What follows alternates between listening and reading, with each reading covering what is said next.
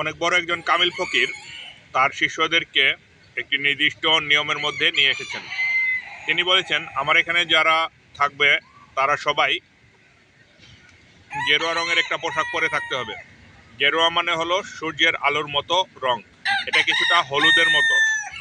তো কামিল ফকিরের এই কথা শুনে ফকিরের ভক্তরা সবাই গেরুয়া রঙের পোশাক পরে নিলেন এবং পোশাকটা থাকতে হবে সেলাই ছাড়া, পোশাকের মধ্যে কোনো সেলাই থাকবে না। তারা শরীরের মধ্যে চাদরের মতো সেই সূর্যের আলোর রঙের পোশাকটি জড়িয়ে থাকবে। তো ফকিরের ভক্তরা সবাই যখন এই পোশাক পরে চলাফেরা করা শুরু করলেন, তখন ফকিরের একজন ভক্তকে দেখা গেল সে গেরুয়া রঙের পোশাক পরতে পারল না, এবং সেই ভক্তটি যে জায়গার মধ্যে ফকির আশ্রম খুলেছিল সেই জায়গার একজন বড় নেতা ছিল, রাজনৈতিক নেতা ছিল।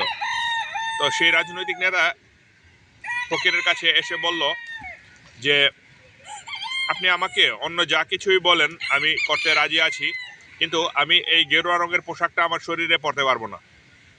কারণ এখানে সবাই তো আমাকে চেনে, সবাই আমাকে জিজ্ঞাসা করবে। আমি গেরুয়া রঙের পোশাকটা পরে প্রথমে বের হয়েছিলাম, বের হওয়ার পর রাস্তায়, বাজারে বা উপাসনালয়ের আশেপাশে আমি যেদিক দিয়েই হেঁটে যাই, মানুষ আমার পেছনে পেছনে হাঁটতে থাকে আর আমাকে এসে এসে জিজ্ঞাসা করে, এটা কি, এটা কিভাবে, এটা কেন করেছো, এটার কি দরকার, তুমি কি বোকা হয়ে গেছো, ইত্যাদি। তো ফকির এই কথা শুনে সেই রাজনৈতিক নেতাকে বললেন যে, মানুষ কি বলে এইগুলি তোমার সর্বপ্রথম ছেড়ে দিতে হবে। তুমি যদি ধ্যান এবং আত্ম উপলব্ধির পথে চলতে চাও, তুমি যদি পরম জ্ঞান লাভ করতে চাও, তুমি তো আমার কাছে এসে বলেছো তুমি আমার কাছে ধ্যান এবং আত্ম উপলব্ধির পথে চলার জন্য দীক্ষা নিতে চাও, তুমি আমার থেকে পরম জ্ঞানের পথে চলার জন্য বিভিন্ন পরামর্শ নিতে যাও। তো আমি তো সবাইকে পরামর্শ দিয়ে দিয়েছি যে তোমরা সবাই গৈরিক বস্ত্র ধারণ করবে, তোমরা গেরুয়া রঙের হলুদ চাদর সারা শরীরে জড়িয়ে নিবে, জড়িয়ে তোমরা চলাফেরা করবে। কিন্তু তুমি এখন বলছো এটা চলাফেরা করতে পারবে না, তাহলে তুমি কি আমার পরামর্শ নিয়েছো? তুমি তো আমার পরামর্শ নিতে রাজি হওনি। তখন সেই রাজনৈতিক নেতাটি বলল যে, আমি আপনার সব পরামর্শ নিব, আপনি তো অনেক বড় বড় জ্ঞানের কথা বলেন, আমি দীর্ঘদিন আপনার কথা শুনেছি এবং আপনার দর্শন এবং ধর্মতত্ত্বগুলি আমার কাছে ভালো লেগেছে। আমি সেই কঠিন কাজগুলি করতে রাজি আছি এবং আপনার সাথে আমি ওই সব বিষয়ে একমত আছি। আপনি আমাকে এই গেরুয়া রঙের পোশাক পরার কথাটা বাদ দিয়ে দিন, আমার জন্য এটা ছাড় দিয়ে দিন। আমি আপনার কথা মতো অন্য সব কিছু করবো। আমার আত্মাকে রূপান্তরিত করার জন্য যা যা করতে হয় আমি সব কিছু করব। আমি আপনার কঠিন কঠিন দর্শনগুলি নিয়ে বিচার করব, কঠিন দর্শনগুলি নিজের উপর প্রয়োগ করব ইত্যাদি, কিন্তু এই পোশাক বদলের কাজটা আপনি আমাকে করতে বলবেন না। তো তখন ফকির বললেন যে, তুমি তোমার আত্মাকে কিভাবে পরিবর্তন করবে? তুমি তো এখনো মানুষের কথাবার্তার বাইরেই যেতে পারোনি। কে কি বলবে আর মানুষের সমাজে তোমার সম্মানহানি হবে, সমাজের মানুষের কাছ থেকে তোমার সম্মান পেতে হবে এবং সমাজের মানুষ তোমাকে নানা রকম প্রশ্ন করবে বলে তুমি পোশাক পরবে না। তুমি তো এখনো সেই জগতেই আছো, তুমি তো এখনো সমাজের সেই অজ্ঞান মূর্খ মানুষদের একজন হিসেবেই আছো এবং সেই অজ্ঞান গোষ্ঠীকে তুমি খুশি করে চলতে যাচ্ছ। তুমি তো আসলে পরম জ্ঞান লাভ করতে চাও না। তুমি যদি পরম জ্ঞান লাভ করতে চাও, তাহলে তো আমি যেভাবে বলেছি সেভাবে তুমি গৈরিক বস্ত্র ধারণ করতে। তো কামিল ফকিরের এই কথা শুনে রাজনৈতিক নেতাটি বলল যে, বস্ত্রের মধ্যে কিসের ধর্ম আছে? আপনি তো একটা বক্তৃতার মধ্যে বলেছেন যে বাইরের কোনো কিছুর সাথে ধর্মের কোনো সম্পর্ক নেই, ধর্ম মানে হলো আন্তরিক রূপান্তর। তো আমি তো আন্তরিক রূপান্তর করতে রাজি আছি, আপনি আমাকে বাইরের বস্ত্রের জন্য এত কঠিনভাবে শাসন করছেন কেন? তো তখন কামিল ফকির বললেন যে, বাইরেরটা খুবই সহজ এবং খুবই ক্ষুদ্র একটা জিনিস।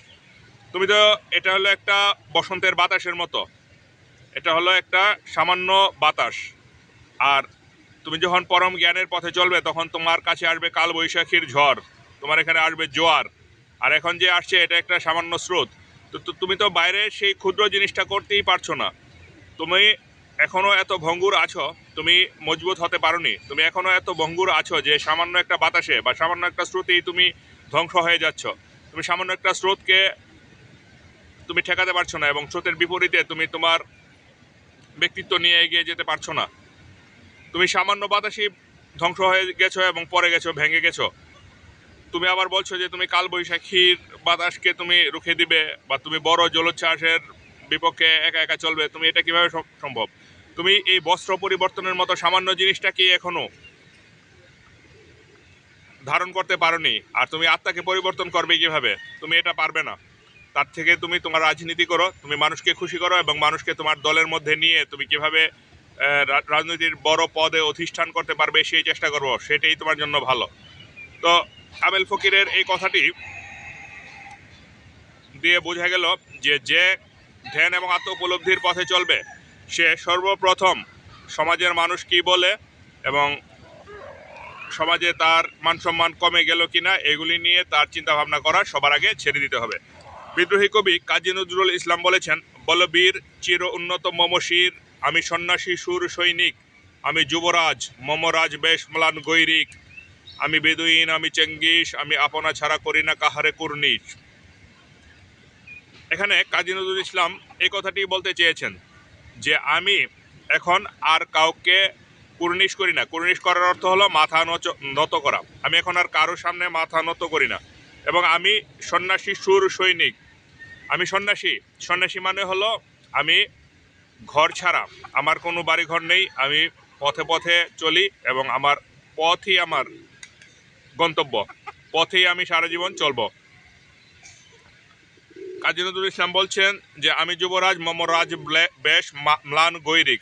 ম্লান মানে সাধারণ, মানে খুব চাকচিক্যময় নয়, খুব দামি নয়, খুব সাধারণ। এবং গৈরিক, গৈরিক মানে হলো সূর্যের আলোর রং, গেরুয়া রং বলা হয় বা গৈরিক রং বলা হয়।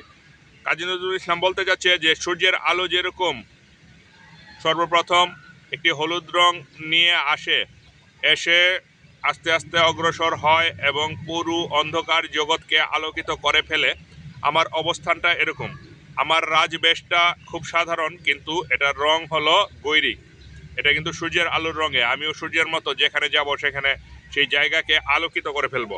তারপর কাজী নজরুল ইসলাম বলেছেন, আমি বেদুইন আমি চেঙ্গিস, আমি আপনা ছাড়া করি না কাউরে কুর্নিশ।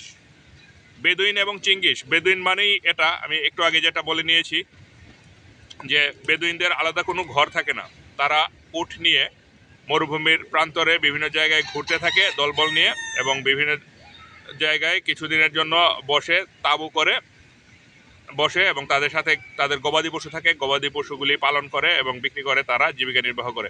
তাদের নির্দিষ্ট কোনো ঘর নেই, তারা চলতেই থাকে। যারা কামিল ফকির তারা কোনো সময় কোনো জায়গায় আবদ্ধ হবে না। কামিল ফকিররা সবসময় চলতে থাকবে এবং কামিল ফকিরেরা সবসময় একটা ঝর্ণার মতো প্রবাহিত হতে থাকবে। তারা কোনোদিন কোনো পুকুরের মতো আবদ্ধ হবে না বা কোনো ডোবার মতো আবদ্ধ হবে না, তারা ঝর্ণার মতো থাকবে এবং সবসময় চির তরুণ এবং চির সবুজ থাকবে। আর কুর্নিশ করার যে ব্যাপারটা, কাজী নজরুল ইসলাম কিন্তু এটা বলতে চাননি যে আমি অহংকারী হয়ে গেছি, আমি সবার চেয়ে বড় হয়ে গেছি, এই জন্য আমি কারো কাছে মাথা নত করি না, এটা বলেননি। কাজী নজরুল ইসলাম বলতে চেয়েছেন যে আমি আমার সত্যকে নিয়ে অগ্রসর হব এবং সত্যের পথে বাধা হয়ে যারা আসবে, যারা আমার সত্যের পথে বাধা দিবে, তারা যত বড়ই হোক না কেন, তারা যত প্রতিষ্ঠিতই হোক না কেন, তারা যতই শ্রেষ্ঠ হোক না কেন, আমি আমার সত্যকে ত্যাগ করব না। তারা যদি আমাকে অনেক বড় কিছুর প্রলোভনও দেয় বা তারা যদি আমাকে রাজত্ব দিয়ে দিবেও বলে, তারপরেও আমি আমার সত্যকে ধরেই থাকব। আমি তাদের কথায় চলব না এবং তাদের কাছে মাথা নত করব না। কাজী নজরুল ইসলামের কথাটির মধ্যে আরও একটি জিনিস আছে যে আমাদেরকে ছোটবেলা থেকে যে কুর্নিশ করা শেখায়, আমাদেরকে ছোটবেলায় শিখিয়ে দেয় যে তুমি বড়দেরকে সম্মান করতে হবে, মুখের সামনে কথা বলা যাবে না, হ্যাঁ, এগুলি হলো ধর্মের বিরোধী। একদিন এক কামিল ফকির বলেছেন যে আমার কাছে আমেরিকা থেকে একজন মানুষ এসেছে, এসে সে আমার পায়ে পড়েছে এবং পায়ে পড়ে সালাম করেছে। এর আগে হাজার হাজার মানুষ আমার পায়ে পড়ে সালাম করেছে, কিন্তু আমেরিকান মানুষ যখন সালাম করলো তখন মনে হলো যে কেউ আমাকে সালাম করছে। আর এর আগেরগুলি সবগুলি শিখিয়ে দেওয়া এবং এটা কোনো আন্তরিক প্রণাম নয়, এটা আন্তরিকভাবে সে আমাকে কুর্নিশ করেনি। কিন্তু সেই আমেরিকান মানুষ যখন করেছে তখন তাকে কেউ শিখিয়েও দেয়নি, সে তার হৃদয় থেকে এটা করেছে। তো কাজী নজরুল ইসলাম সেই আন্তরিক কুর্নিশ করবেন, কিন্তু কেউ শিখিয়ে দিবে বা প্রতিষ্ঠিত মানুষের সামনে গিয়ে কুর্নিশ করতে হবে এই নীতিতে তিনি বিশ্বাসী নন। নজরুলের কবিতার বাকি অংশটি পরবর্তী ভিডিওতে আলোচনা করা হবে।